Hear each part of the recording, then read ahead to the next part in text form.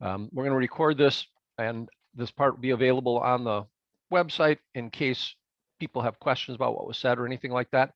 But we're going to move on and have Jim, our head referee, talk for a little bit and answer any of your questions then about the robot runs.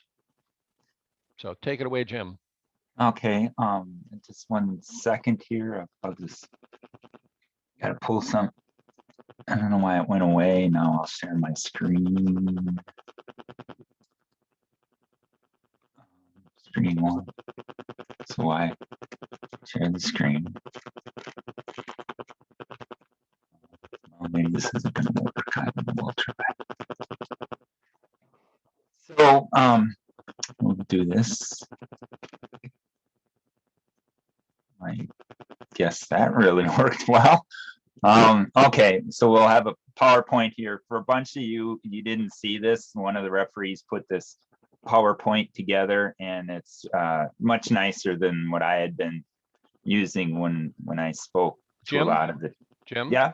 We're seeing the folder that has the PowerPoint file in it, but not the actual PowerPoint. Oh, you are screen sharing. Stop share. I think you're sharing either the wrong screen or the wrong something. We'll try this again. How about now? That's good. Okay. Excellent. So, anyways, this is our drivers meetings notes. This is nothing in this is new. We'll just skim through it and make it a refresher. It might take something in your memory that you wanted to talk about, but you didn't, for some reason, didn't write down or anything like that. So the field setup, you're all familiar with this. Well, you're all familiar with everything. You don't have to have the front end. You can just have a 12-inch barrier to go over it. The robot setup, you got to be over a line, over one of the start lines and touching the back wall or over the tape if you don't have a wall. You can have up to 3 rings on your possession, and the wobble goal has to be touching your robot. Here's one of the things that came up a few times in just the chats that we had between the referees and the teams during it. Once you randomize, you can no longer touch your controller. So you can't randomize it to let's say position B, and then set your autonomous.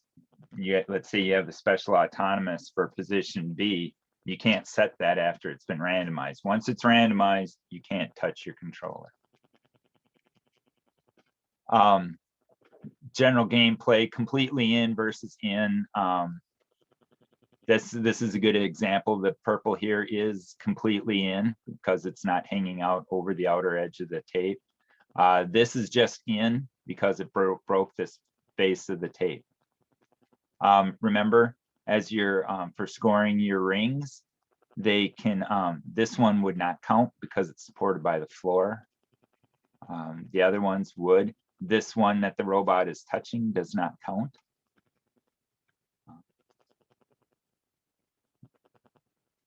So the rings and wobble goals launched after the period is sound starts do not count. They must be completely in the target to score. Power shot targets can only be scored once and autonomous and once. So if they get hit and bounce back for some reason, you don't get and you knock it over again, you only get 1 point.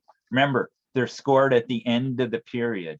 So you look down and say, okay, there's 3 of them back, then you get your 45 points. You don't count them however many times they go back.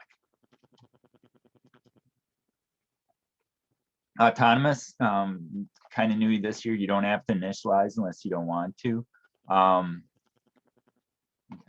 Wobble goal must be completely in the target zone and not touching.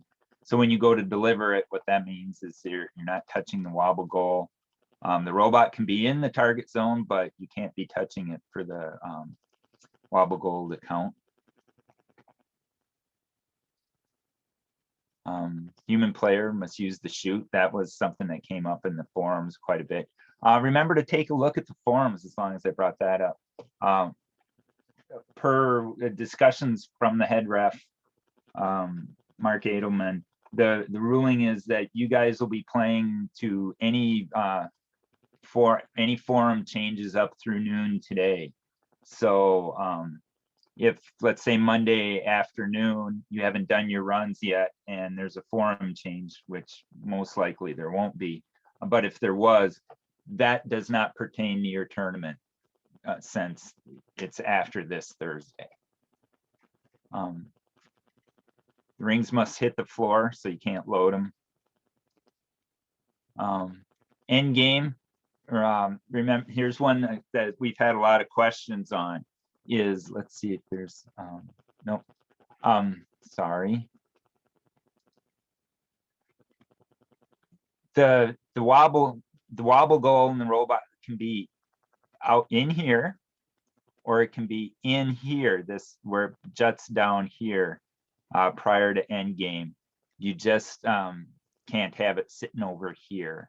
If it is, then you get no points for the end game wobble goal achievements. Go through the rules, know when they're scored. Like I said, for example, target power shots are scored at the end of the period. The rings are scored immediately as they go into the target. That's pretty much more the same. And I don't know, excuse me, I haven't used the software this year, but I had heard that you need to remember to submit the auto scores before start scoring driver control, so that you don't get a bunch of ring points for scoring them into goals that are scored at the autonomous value as opposed to the driver control path value. And remember, like you've been doing all season long, just be honest about it. Remember, gracious professionalism.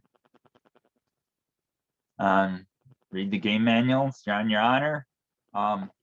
Thank your coaches and parents. You're all gone through a really tough season, both logistically, and it's not that easy of a game. And most importantly, have some fun. The afternoon game events sound like a lot of fun. The trivia challenge, the other challenges, they sound like fun. You get to go to the other chat rooms. That sounds like fun. So have fun with this tournament. Even though we aren't in person, still try to have fun. So with that said, do you have any questions? There is one in the chat, Jim. There's Okay. the clarification. If one ring hits 2 power shots, are both scored? If it directly hits both power shots, they're both scored. If it hits one power shot and hits some other part of the goal or the power shot mechanism, and the second one goes down without being touched by the ring, then the first one gets scored. Well, they both, and let's say they both go back, they both get scored, but you get a major penalty for the one that wasn't touched.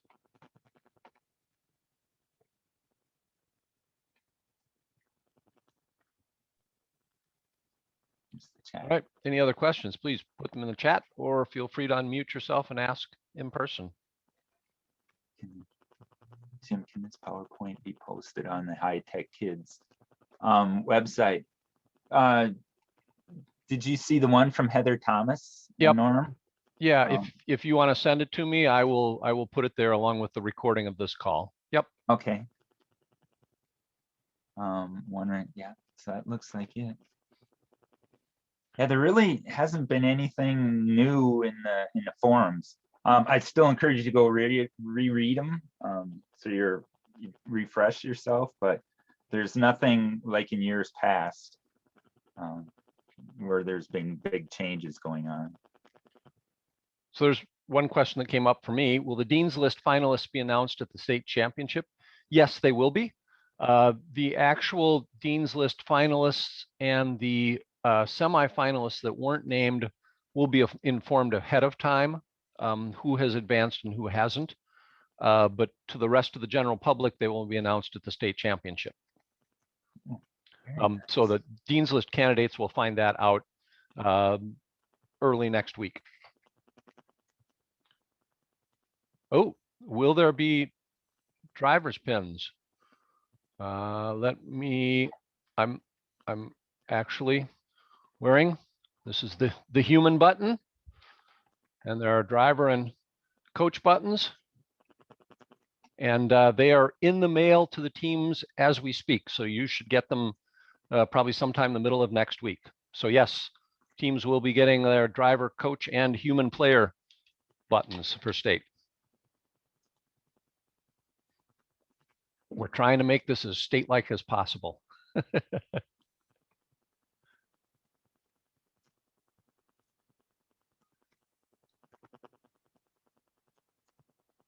Anything else?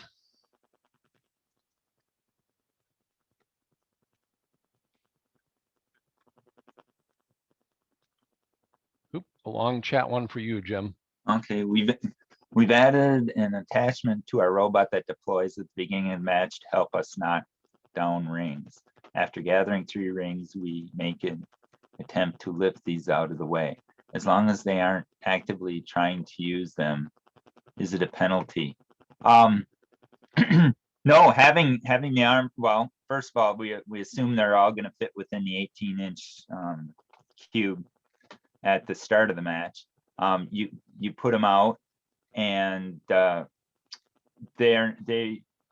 can use them up until it. Well, you can use them without penalty up until the point where you have 3 rings, and then if you use them to catch rings after that, and any ring, let's say you have 3 on your robot and you use them to go down and knock down a ring, then you are now possessing 4, so you will get a penalty. So to answer your question, as long as we aren't actively trying to use them, is it a penalty? No, once you have the 3 rings.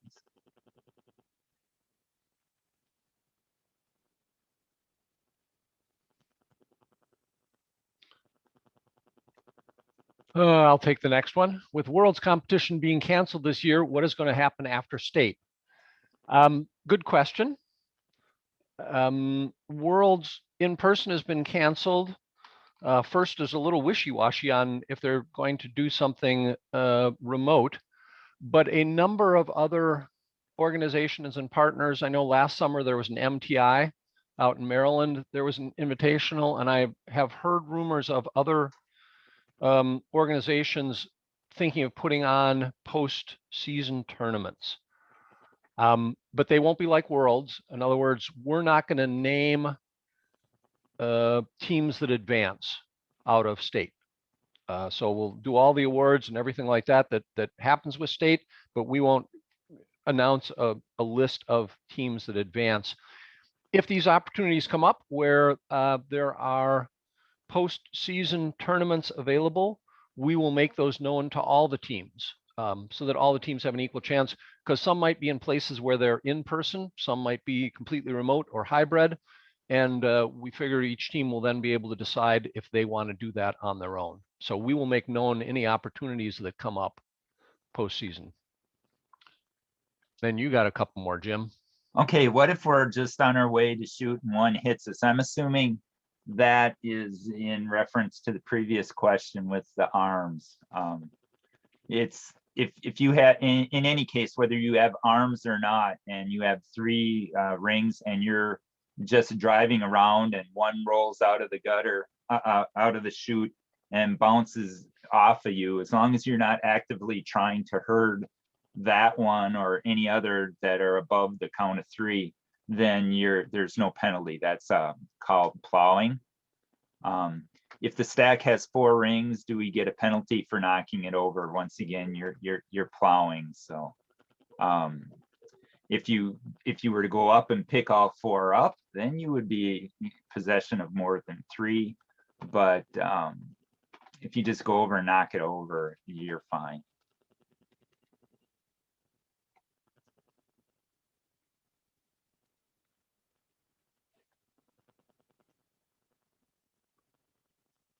Excellent. Okay.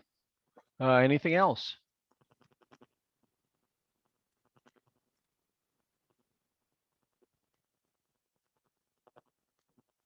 All right. Well, look at that. Another ring scenario. On your robot. Okay. All right. If one lands on your robot, let's see, how would that happen? If you have three and aren't actively collecting your robot, well, you are responsible for rings landing. If one gets, if we were, let's say, in a traditional match, somebody launched a ring and it landed in your robot, well, then you're responsible for that. Design your robot so that it can't collect rings. I would call that a penalty because now you're over 4, you're over 3, you have 4. Yeah, that's the way I would call it.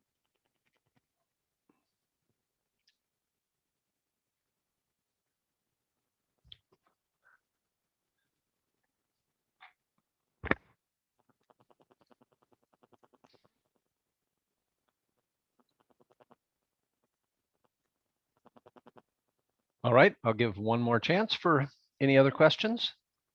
We'll hang for just a second in case someone's typing.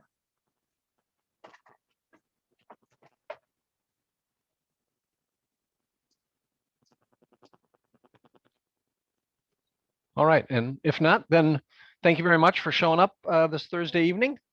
We look forward to seeing you all. See, someone's going to get one. Oh, let's see. You got one more question about the wobble goal. Okay. Do wobble goals inside of the launch zone, but also inside of square A count between auto and telex wobble goals? I think they're talking about the half of square A that's out, Yeah. that's inside the launch zone. Yeah. So this scenario seems more like you would mean, do they count between autonomous? The autonomous would only be if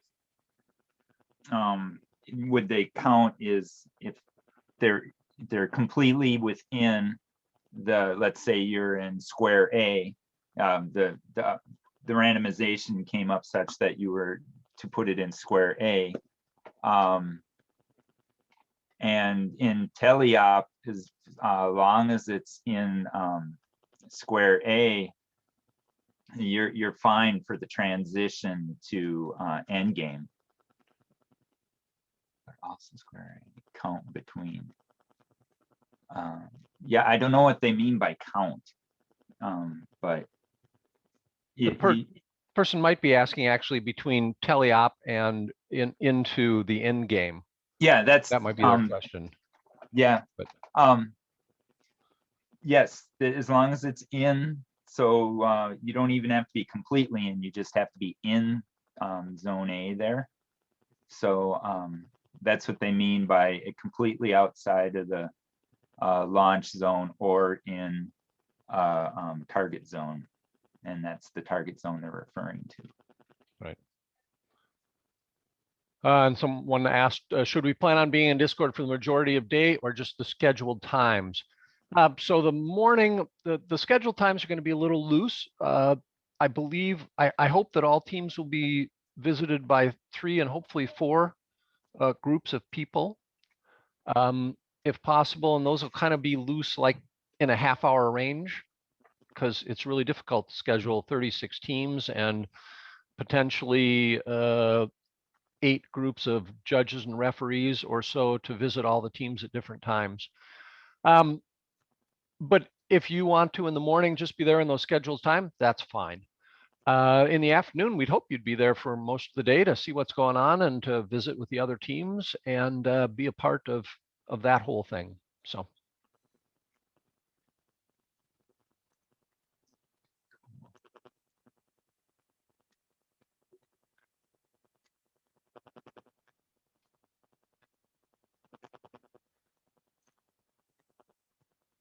All right, one more time.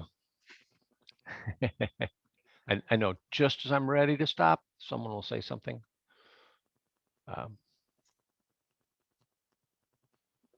Okay, if someone does have another question that comes up, email me, norm@hightechkids.org. And if it's, a question about the tournament, I'll answer it. If it's a question about refereeing and something in the match, I will send it to the various referees. And we have actually a couple of them on tonight along with Jim. But I'd like to thank Jim and the other referees who have helped out with all this year. And good luck to all the teams. As Cheryl said, good luck to the teams, and we'll see you on Discord next week, Thursday. Please don't forget to submit all your judging materials by Tuesday at midnight. All right, if nothing else, thank you all very much for attending. Have a good evening and a good weekend. Thanks, everybody.